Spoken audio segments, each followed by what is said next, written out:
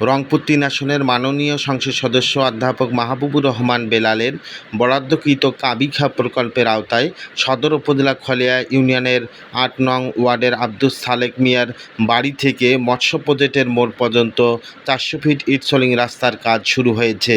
৪ জুলাই ২০২৬ সকাল ১০টায় চলমান কাজের পরিদর্শন ও সোলিং কাজের উদ্বোধন করেন রংপুর জেলা জামায়াতের শুরা কর্ম পরিষদ সদস্য, সদর উপজেলা জামায়াতের আমির, খলিয়া ইউনিয়ন জামায়াত সমর্থিত চেয়ারম্যান প্রার্থী, শিক্ষাবিদ, শিক্ষানুরাগী সমাজসেবক মাওলানা মাজহারুল ইসলাম। এ সময় অন্যান্যদের মধ্যে উপস্থিত ছিলেন খলিয়া ইউনিয়ন জামায়াতের সভাপতি মৌলভী আব্দুল কাদের, ইউনিয়ন জামায়াতের সেক্রেটারি সানাউল্লাহ সিদ্দিকী, ইউনিয়ন জামায়াতের টিম সদস্য কাজী হারুনা রশিদ, ব্যবসায়ী সমাজসেবক আব্দুস সালেক, জামাত নেতা আমির হোসেন তুফান, মুকুল মিয়া, মনির হোসেন সহ অঞ্চলের গণ্যমান্য ব্যক্তিবর্গ।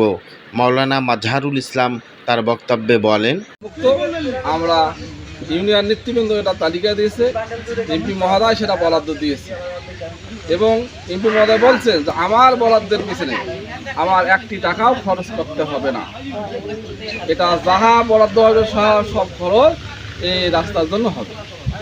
এজন্য এই বিষয়টা নিশ্চিত থাকবেন এবং আমি আপনাদের অনুরোধ করব যে আজকে এটা হয়েছে আপনাদের মহামূল্যবান ভোট দিয়ে নির্বাচিত করেছেন আমাদের এমপি মহোদয়কে, এজন্য আপনাদের কৃতজ্ঞ প্রকাশ করছি।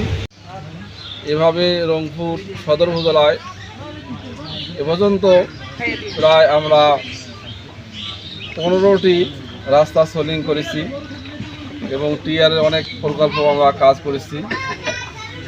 আমরা আমাদের 46 বছরের জীবনে যেটা দেখেছি, এর আগের এমপিদের কার্যক্রম আমাদের কাছে দৃশ্যমান হয়নি। যেটা দৃশ্যমান হয়েছিল সেখানে অনেক মারিং কেটিং হয়েছিল।